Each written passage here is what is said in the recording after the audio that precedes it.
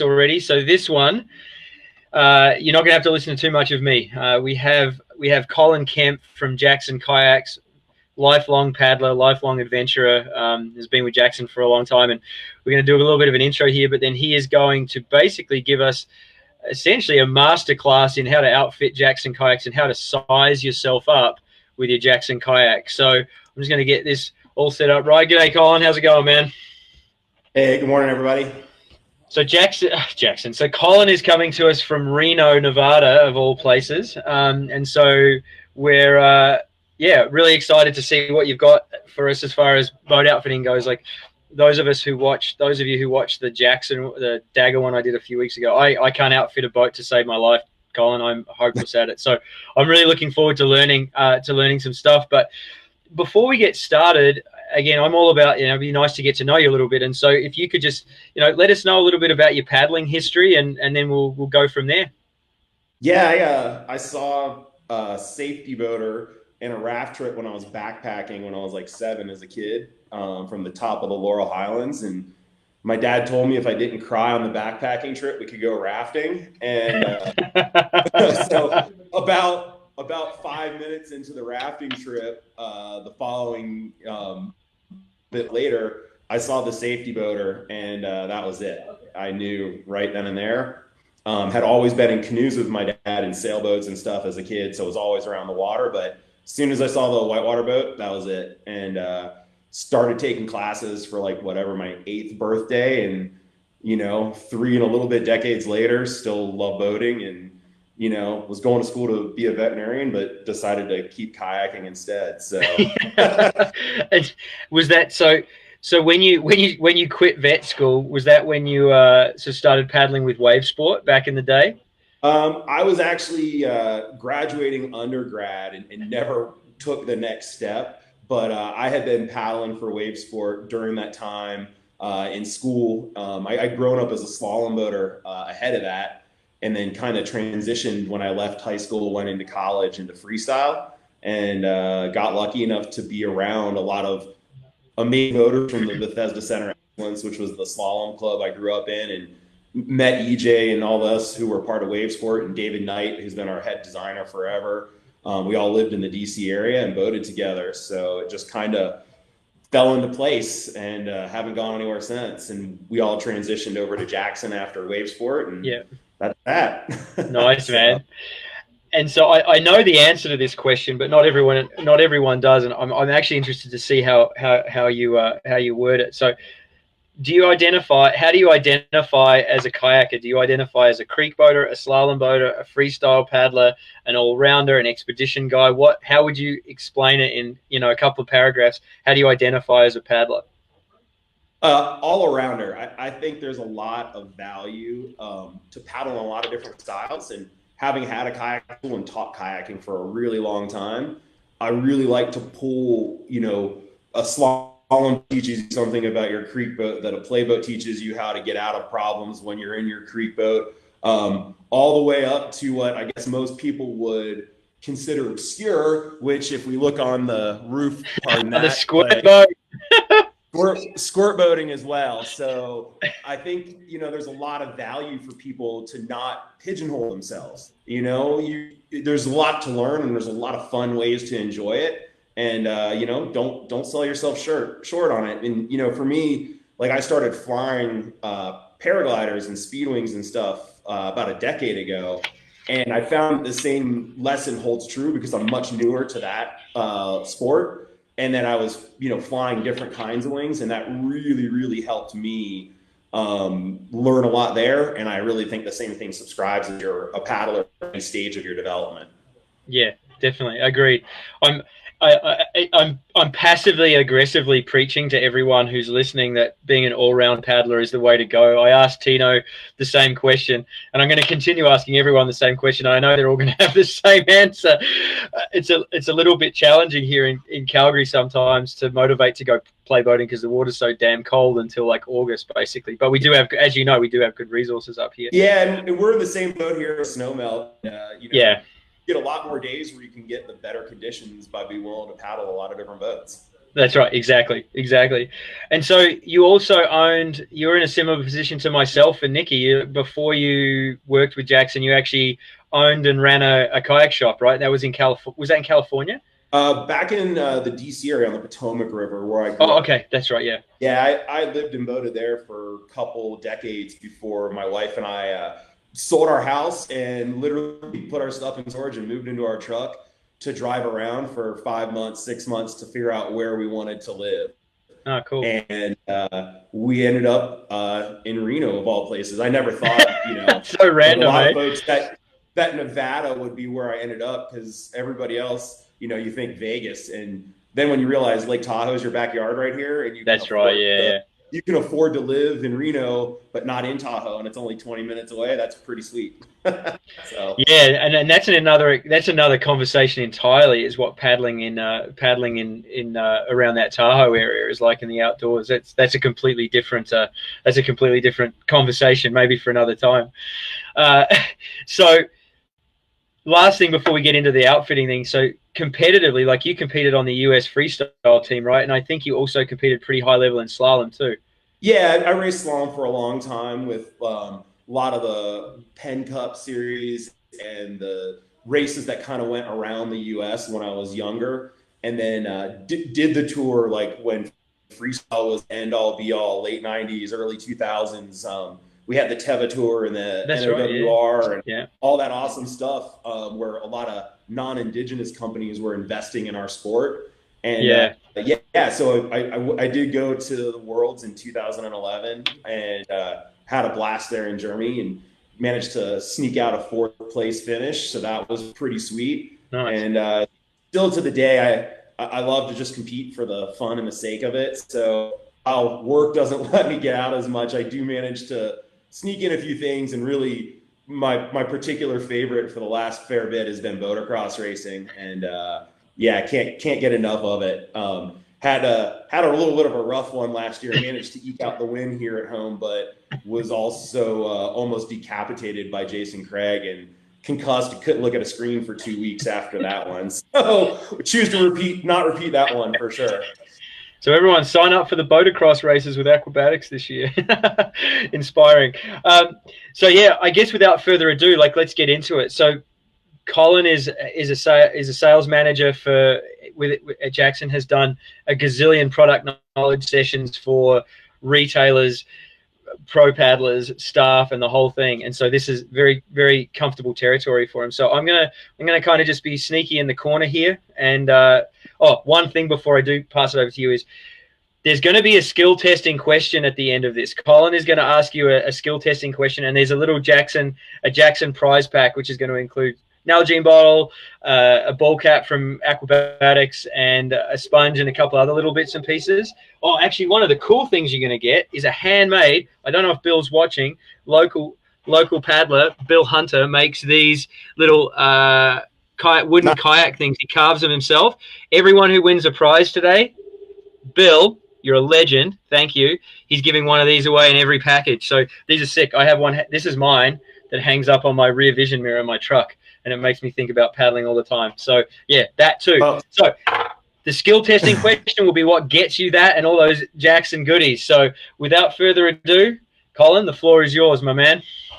Well, and great minds think alike, Simon. So, look at that. A few years ago, we made some kids' boats, toys with little whitewater boats, and then we made a touring boat too at one time. So sick.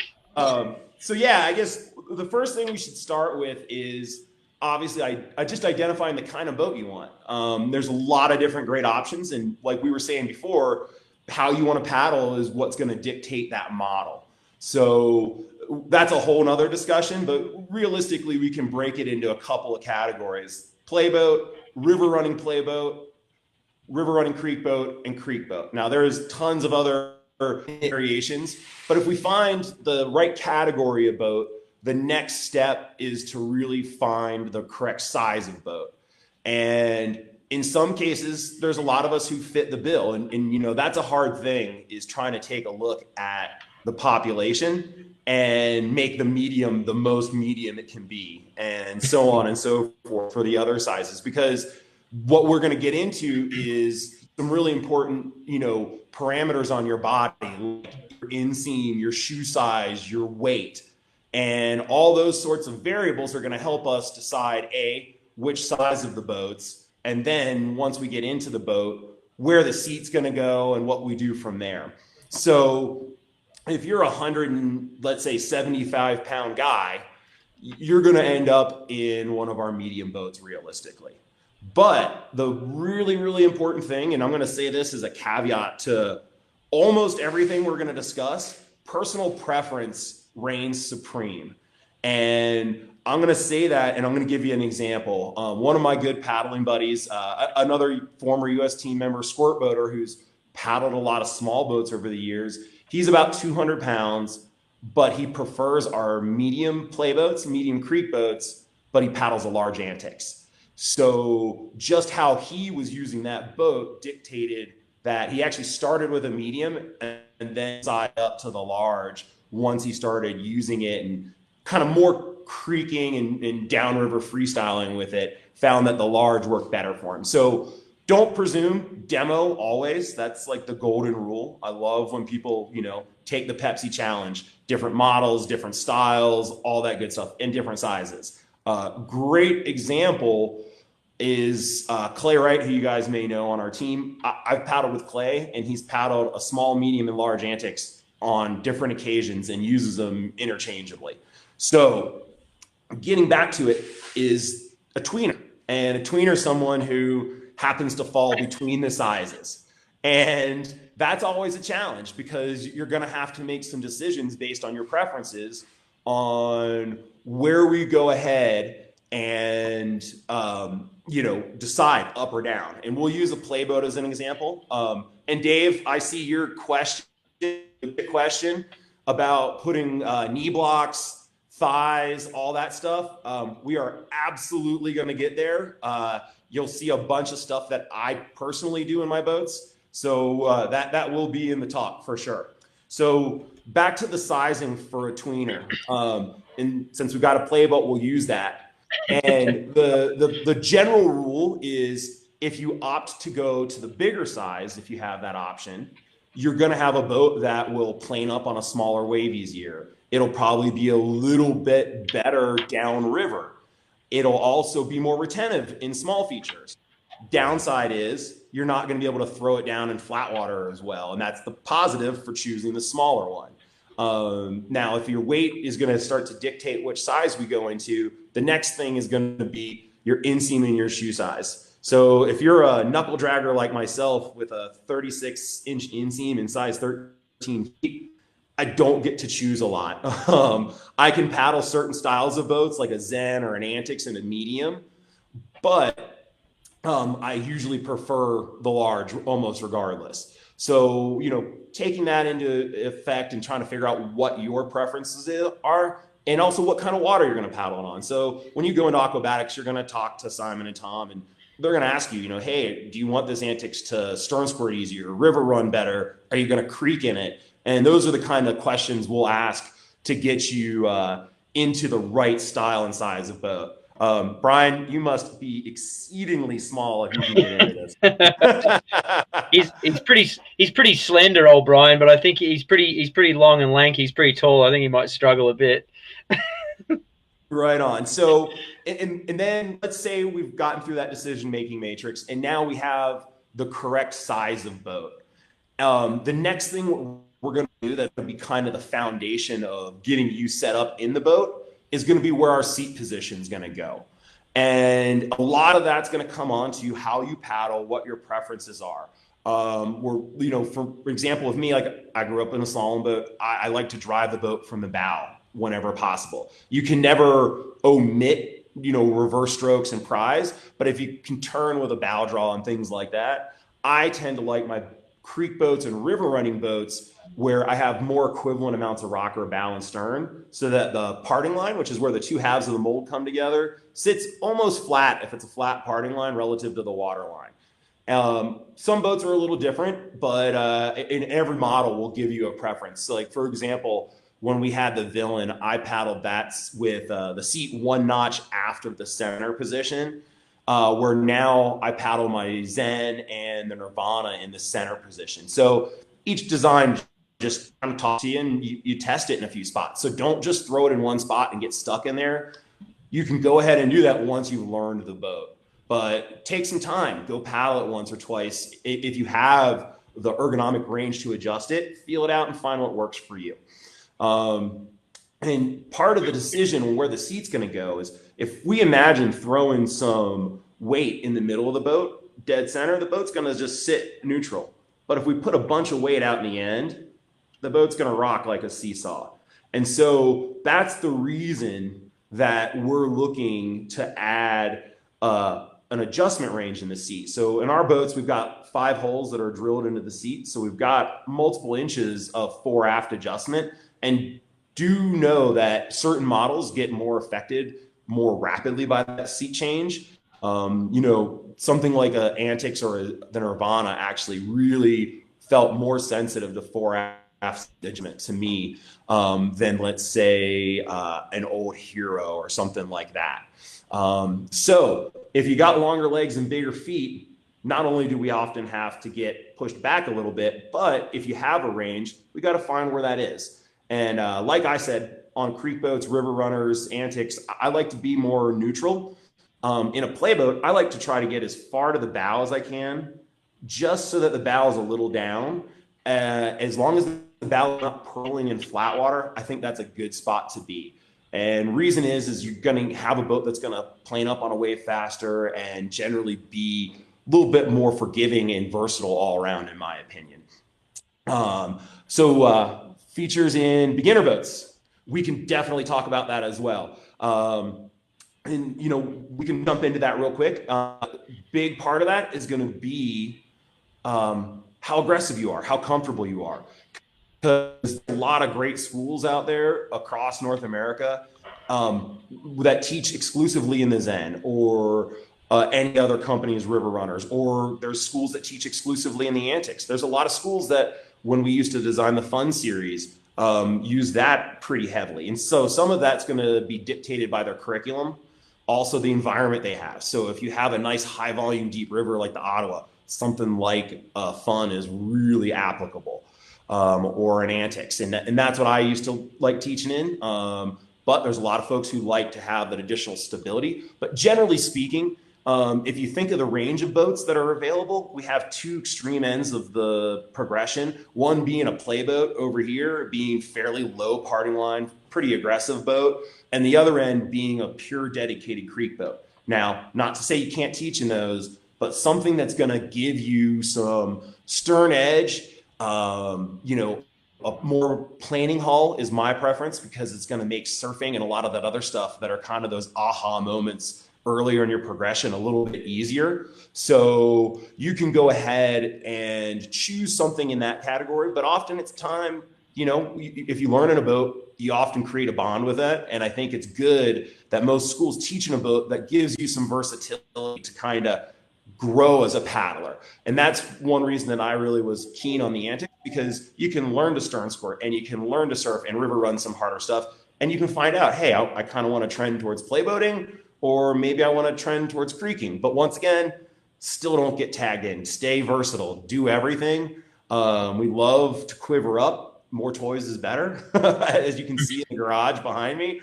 But yeah, so finding something that's not on any extreme end of the range of boats is pretty good.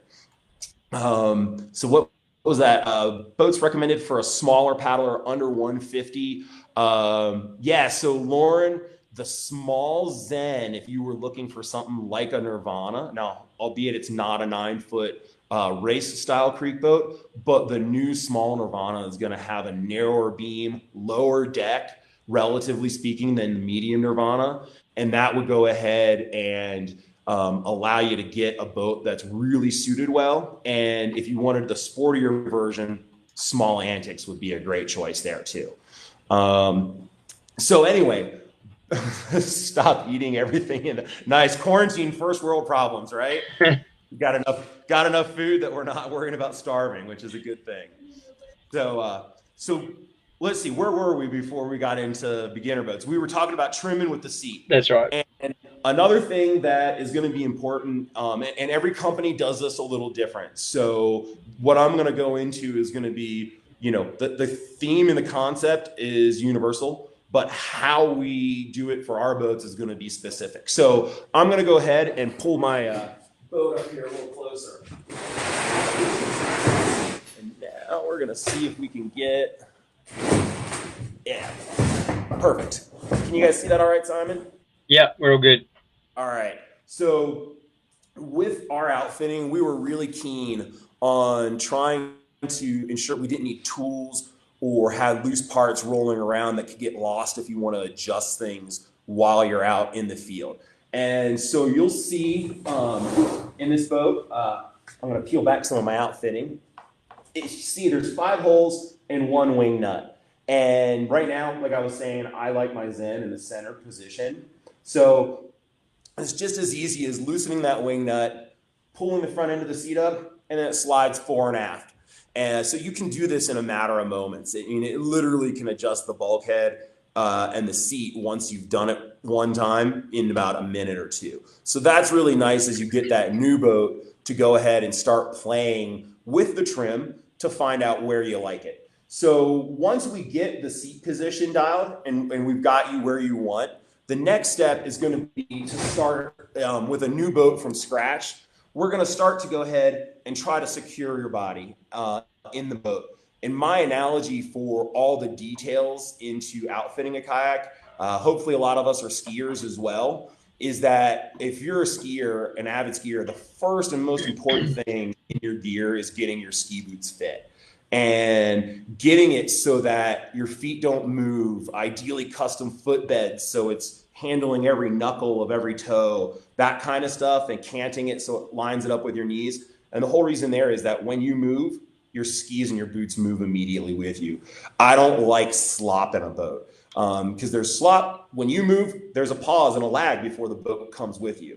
So you can really augment the efficacy of the boat to your hip movements and everything like that by getting rid of slop. And there's also some other perks to it too. And we'll get to some of the specific stuff that I like to do in my boats as we get down the line. But there has been over the years, even though we've had this backband system for, let's see, we've been around for about 15 years, about 14 years we've had this backband system.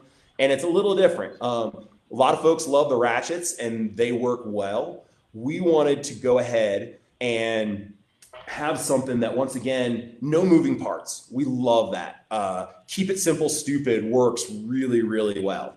And it sometimes is a little harder to design, but also we had a mandate from the beginning that we were trying to design boats that didn't have any holes in them. So that posed another challenge of how to get the outfitting to work without having bolts and things like that. So I'm going to hop into the boat here and kind of show you what we'll do. So now we've established that we've got the seat in the right position. The next step is going to be going to get your backband set first. So what we'll do is hop in our boat. And when the boat's not yours and not set up for you, we're going to pull the hip pads out because we want you to just drop in your most natural, comfortable position and not have anything impeding how your body is going to settle in the boat. So once you do that, the thing I like to do first is grab the cockpit rim and kind of sit upright and work your sit bones into the front of the seat. There's almost no kayak out there that doesn't have some sort of elevated ramp on the leading edge of the seat, just to articulate our legs up and towards the deck. So the next step in this is going to be, I want you to over-exaggerate a forward lean. And we're going to get to why in a second. So you can go ahead and lean forward. And what you're going to do is make sure that you don't put any backwards resistance on the backband. In this forward lean, I want you to over-exaggerate where you would paddle. So now what you're going to do, put your thumbs on the hand cleats here, and you're going to lean back.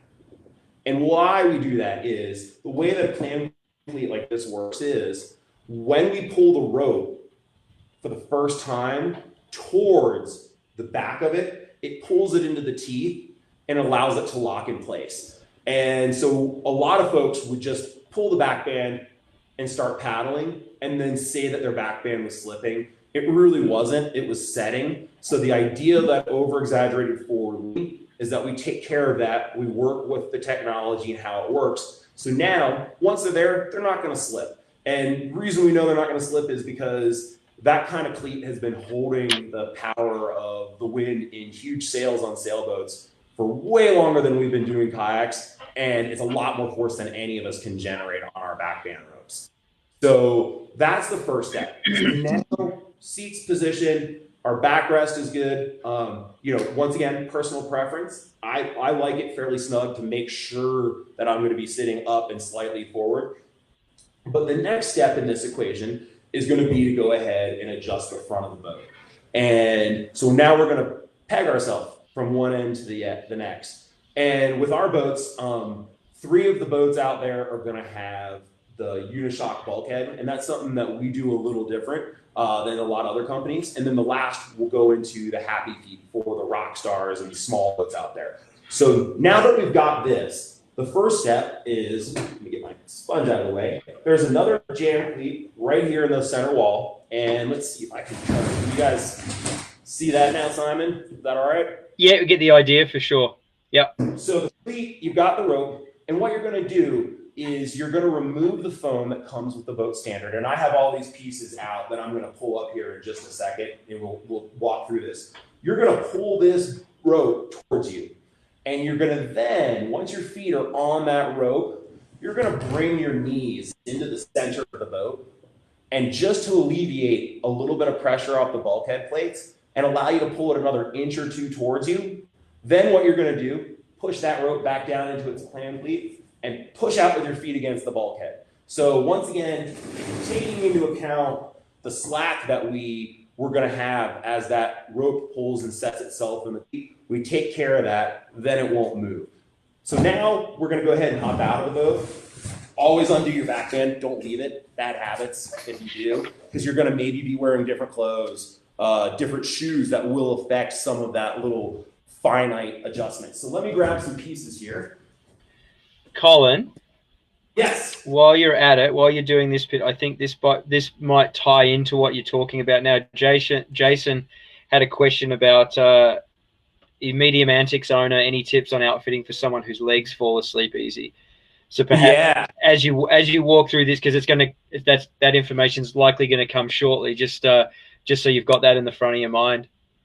Can we ask what your inseam and your shoe size are from Jason there? Yeah. You can type that to us. That'll help give me some ideas here too. Yeah, Jason, if you could type that info, that'd be awesome. Thanks, mate.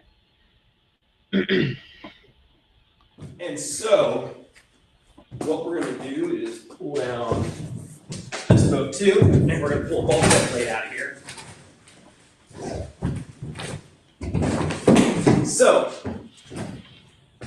twofold on the bulkhead in our boats. One is that the way the system is designed, there's this plate on each side of the boat, and it slides on a track that's ingrained in the center wall. And the whole idea was we didn't want to have bolts through the outside of the boat. We also wanted to have, especially for somebody who's more into that expedition range, the ability to go ahead and put dry bags and gear if they're doing a self-support trip in front of the bulkhead if you have that range. That way you can trim your boat out. Same idea as we were talking about finding the trim of the boat with you and your leg and your shoe size. So now the whole idea is say we throw 30 pounds of gear in the back. Well, we want to try to put a little bit in the front to trim that boat out. So bulkhead plate first, that's what our feet are on. And so now we know where that spot is, but the bulkhead comes with a big 3-inch soft piece of foam. And that's designed for a couple things with our system. One, it's nice if you ever peed on anything to have a little bit of extra padding out there. Two, because these plates adjust fore and aft, there is a space that can kind of be drawn around the edge of these. And we have different size plates for different boats. But as it changes through the boat, you're going to have places where it can gap.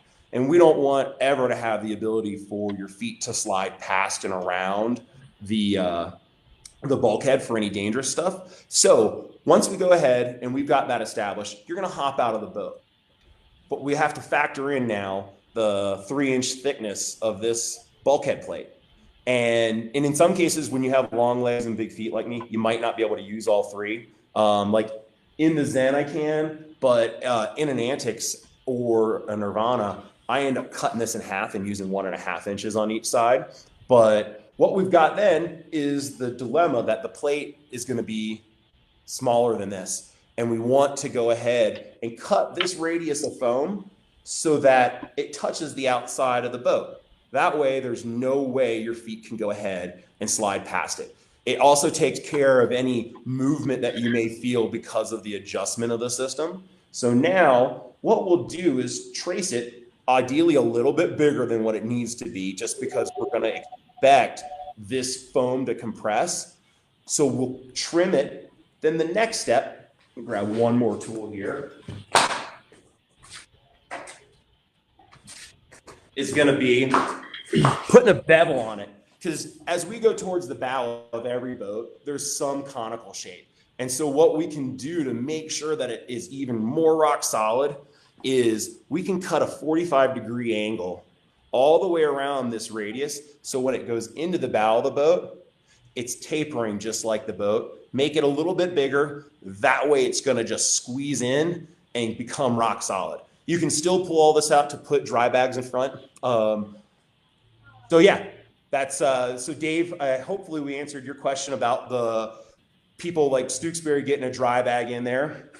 And it's just simple. There's a set of teeth on this, and the way it goes in, when you take it, you push and pull, and then you slide it off. So then there's a bungee cord that comes through here, has a cord lock, sits here, connects this, so that way if you do take a swim, we don't lose it. And Jason, 32 inseam, size 9 shoe, and you're gonna go ahead, I'm gonna show you something that's gonna be called the happy seat here in a minute. Because with that size shoe, we shouldn't have any challenge getting our heels and feet in a comfortable upright position there. So give me a minute and we'll go into my Antics and show you what with the happy seat in just a second, because I think that's going to be a big help. We've had a lot of folks use that actual accessory in sea kayaks and things like that, where they're going to go for long extended paddling trips. It pushes your thighs up into the deck. So that way, when you relax, kind of going back to the point of we don't want to move inside of our boat, we go ahead and pegs you up into your thigh braces. And now when you relax, your legs don't move anywhere. So it takes some pressure off your deep femoral and your sciatic and helps out a ton. So happy seat would be my first suggestion on that one. Let's see. Contour the boat. Yeah, Jason, if you have your bow or your foot block all the way out because you slid your seat forward, you can have some stuff. If you'll see here, I have smoothed out the top of mine to accommodate that as well. As long as you're not going to cut inside on the back of it, this range here, where it's a ridge that goes all the way around, you shouldn't have any issues as far as structural safety there. You should be good to go. So now we've cut our bulkhead. That's all in. What we're going to do next is go back, lock that into place. We know how the back band works. And realistically, in my opinion, when you get in and out of your boat every time, all this stuff should be the same, except for the back band. We should adjust the back band in every time we get in and out of the boat. And that, like I said, is great to accommodate when you go from dry suit weather to shorts and things like that. The last thing that's kind of neat to know about the back band is, actually got it already here. And mind you, this is an old prototype one. This is, I don't even know what happened in our boats, but if you see how this webbing strap can free float there, the idea behind this is when you have it snug, the back band moves with you as you rotate your torso so that you don't chafe against it. Because it floats in there, the rope that goes to the clam cleats is locked through these D-rings, so it doesn't lose tension while you rotate your torso. And that works really well, so that especially if you go skin to wind and stuff in the summer, you don't get that back rash from it. So that's just a nice little side note on the back band.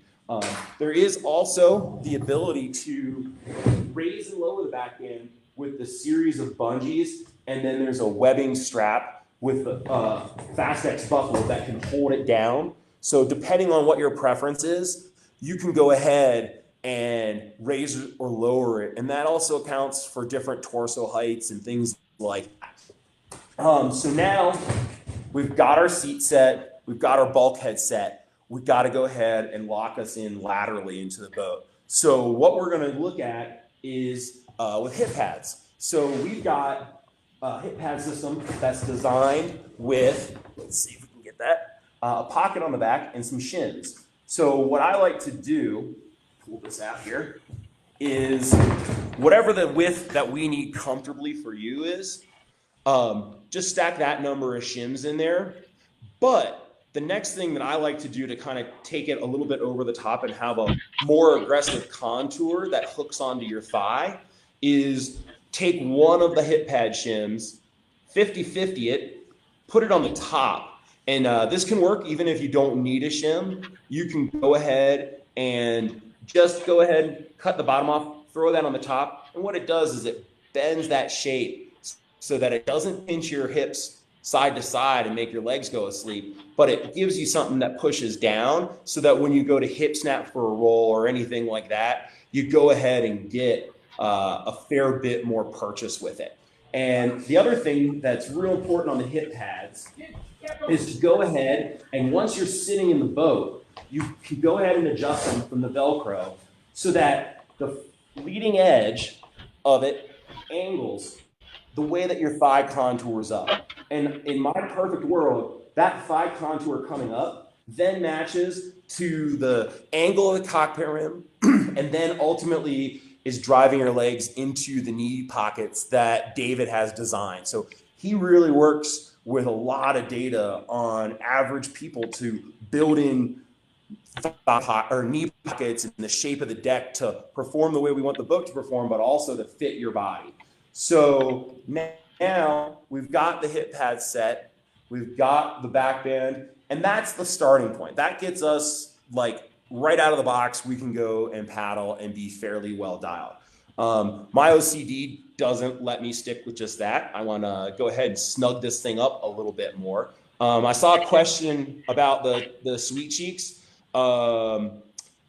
Number 100 and 200 Sweet Cheeks. The only difference is the volume of the beads that are inside.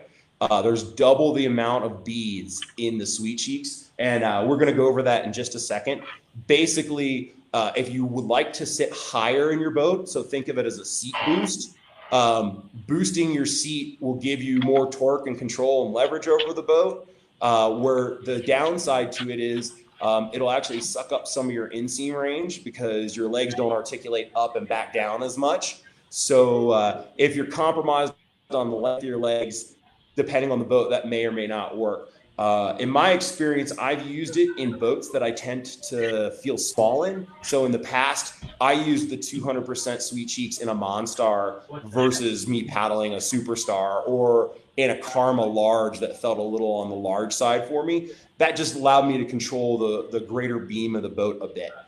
So hopefully that answers what you needed on the difference between 100 and 200% Sweet Cheeks. So going back to the legs falling asleep question, what we'll pull up here is favorite accessory that we've got actually is going to be the Happy Seat. And this is an inflatable bladder and it sits right in front of the seat. And that's the one that I was saying pushes the legs up into the deck. And works really well. The really important thing about that accessory is that we need to install it properly. And as long as you do that, it's entirely safe. I've used it to help students with weak hip snaps in my kayak school in the past, things like that. So even folks that are swimming a bunch, the kit comes with stuff to drive a tube through the base of your center wall and you tie that leading edge of it down. That way, if you have to swim and your feet drag across it, there's no way it's gonna trap you in the boat. So tying that in and installing it properly is key. It's also, for those of you who are playboaters in the crowd, it's the base for the Happy Thruster. And that is When you see everybody who looks like their skirt's got a big tumor, it's going to go ahead and augment the volume and help out with moves like doing loops and things along those lines. Now, the other thing for the back of the boat, we make some pretty unique float bags. And the whole idea behind this is that this boat, or this float bag, can't get ripped out of the boat if you take a swim. You'd have to remove the whole stern wall. And it also removes a second valve, which is often a weak spot where float bags end up failing. So you tuck it around the stern wall of the boat and it fills up the back. It's cut this way so that you can have some storage. So you can still put a pin kit and a rope right behind your seat or whatever it is that you want to carry there. So now the other options as far as seat. Most of the boats, except for the Rockstar, are going to come with the butt pad there. That's the old style color. And then you can see the new pattern this year, just dressed it up a bit. But now we're going to go ahead and look at the sweet cheeks. And this is something that's a little unique to us, but gives you some really cool versatility. And this item has one hose that comes into it. And what you'll see is I just blew a bunch of air into it. And there's a bunch of loose little foam beads that roll around in this guy. The idea here is that we want to shape this specifically to your butt and your sit bones. So I prefer to start off, if you're adding it, outside of the boat. And you'll see I'm shaking all the beads towards the front of it. I'm going to fold the last inch or so back, evenly set out the beads. Let's see if we can make this work here. I'm going to try to prop the computer a little bit more. Does that work better? Yeah, it's good. So with that, we're going to go ahead, flat ground, sit in it, and now I'm going to work the beads kind of into a wedge shape that's going to be between my thighs, kind of like the block you may have seen in my boat. But while you're sitting on it, you have to suck all the air out, and what we're trying to do is ultimately create a vacuum that then molds it like a shaped piece of foam. So you kind of finagle the beads around to get it right. So now you have your pockets for your sit bones, a block that kind of helps your hips from rotating out. And then the reason I got rid of the beads in the back was that I have more space behind me, that this is going to come around. And then these guys go around the seat so that it's totally secured in the boat. You can throw it into any kayak on the market. So super easy in that respect. The big thing is don't blow air into it. That is the common thing that everybody wants to do because they feel like if you put more in it, it's going to be better.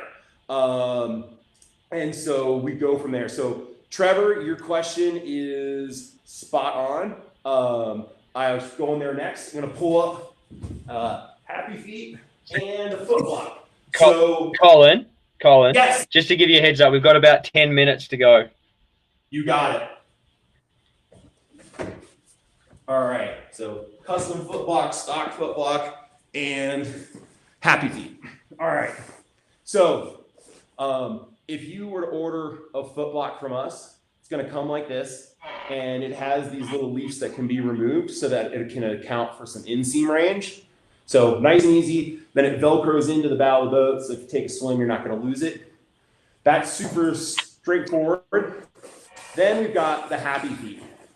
And Happy Feet is going to have some similarities to the Sweet Cheeks.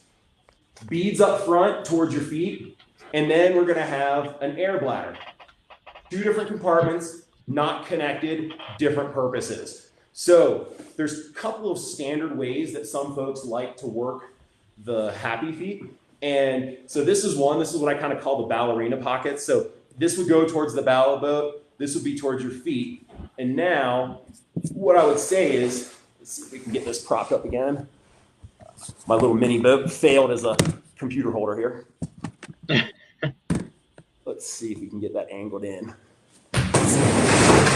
So with the ballerina style pockets, the whole idea is if you like to play boat barefoot, you can slide them in and get your feet padded from the deck. So if you're doing moves like loops and so on, you're not going to have your feet just hammering into the bow deck of the boat or the bottom. That way you can prevent growing extra toes like I've got from some old boats in the past as well. Then the pump bulb connects to just the air bladder compartment. And what that does is you inflate it, it's going to move it fore and aft in the boat, and that'll go ahead and allow you to snug it up. The other way that we can shape it, it's a little bit more common, is to use it kind of like a foot block. And same idea, we use the beads, suck the air out, create a vacuum, and create a foam foot block. So either way is good. Now back to your question there. I think it was Trevor. Yeah. I like things to move a little less personally. So this is my foot block from my Rockstar. So my heels are matched up to here, but I've gone and cut pockets in here so that my big toes can settle in. And then this is actually a old seat pad that I use to pad the deck, just like we were talking about when you do the slippers on the Happy Feet method. So I also pop a wedge of foam in there so that it pushes up, maybe even poofs the bow deck a little bit, gives us a little more foot room for the long-legged folks in the crowd. So just a couple of thoughts. Personal preference, like we were saying at the beginning, reigns supreme. I'm a big fan of the foam foot block just because I can go ahead and get it exactly right. Nothing moves. And when I push on it, I get a more direct feedback out of the boat. And that's true for, either the stock foot block or anything. Lots of folks love the Happy Feet. I've certainly used them a ton. And having the inseam adjust is great so that if you change footwear. But so pros and cons to each system. And then lastly, we should answer the question about thigh blocks, knee blocks, things like that was asked earlier on. Yeah. And so a big part of that is going to be your body shape. And no two people are the same. And I've played and used a lot of different methods of this over the time. So I've done everything from donuts around people's patellas to isolate it and not put pressure on it when they're especially playboating a bunch.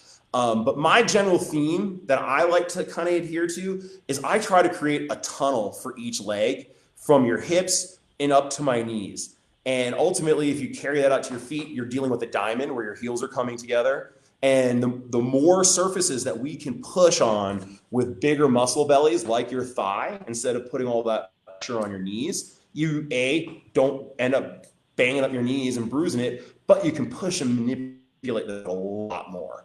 So what I like to do is, if you look in here, I've got a block of foam that is 6 inches tall, 8 inches long, and it's 3 inches thick. But what I've done is I've carved out the surface so that it matches the outside of my thigh. So once I did all the other stuff, most importantly being the seat and the bulkhead adjustment, so now that I know my hips are articulating up and out, knees back down to my heels, I know where that needs to be. So start with it a little thick. And then what you'll do is gradually shave that down so that the leading edge splays wider. But now when your legs totally relax, they have nowhere to go. So A, you're less fatigued at the end of a long day. But B, you go ahead now when you want to push or pull with the boat, you are pushing with the outside of your thigh. And then you go ahead and also, and you'll see this is for some of you folks who may have been paddling a long time. Perception had a crafty name for a version of this a long time ago.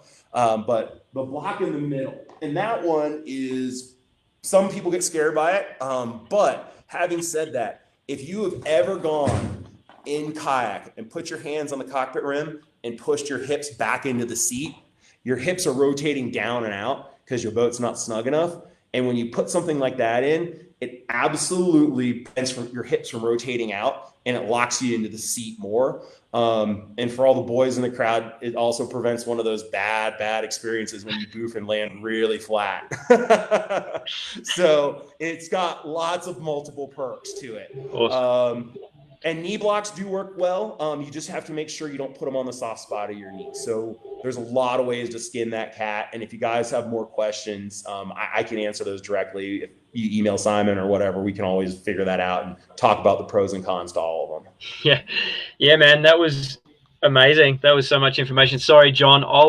John McSorley, I'll touch base with you offline about your question there, because we're just running out of time, unfortunately. So thanks so much, Colin. that was outstanding. I sorry I had to run down a few times. We were having some comment issues. My Bluetooth keyboard was attacking me with twos, and so we had to just quickly fix that up. So thanks everyone for tuning in.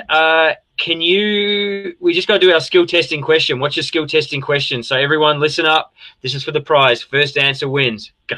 Go Colin. So guys, once we know what style of boat and we're trying to figure out how we're going to get it trimmed out, what are those 3 variables that I mentioned that I'm looking for to make a good educated guess as the starting point of where we're going to go ahead and place the seat in the boat? And John, I would ask you to reply with that information to me too, so that I can help you out as well with your question on fitting a tall, skinny guy into a boat. Perfect. So whoever gets those 3 variables, that's the question we got. Yeah, man. All right. Well, we're going to watch the comments after we shut her down, but thanks so much, Colin. We'll. Looks like we got a winner. Boom, Blaine Walker. Attaboy. Yeah. All right. Well done, Blaine. A very close second for James. We'll try and find something for Blaine and for James. All right. So thanks again, Colin. We're just going to sign off now. I'm going to at noon. We're going to be checking in with Stig from level 6. So it's on a different stream than this. We're going to shut this one down, jump across to the Aquabatics Calgary Facebook page, and we'll see you in 9 minutes. All right. Thanks so much, Colin. Thanks, guys. Have a great weekend, mate. Cheers. See you guys.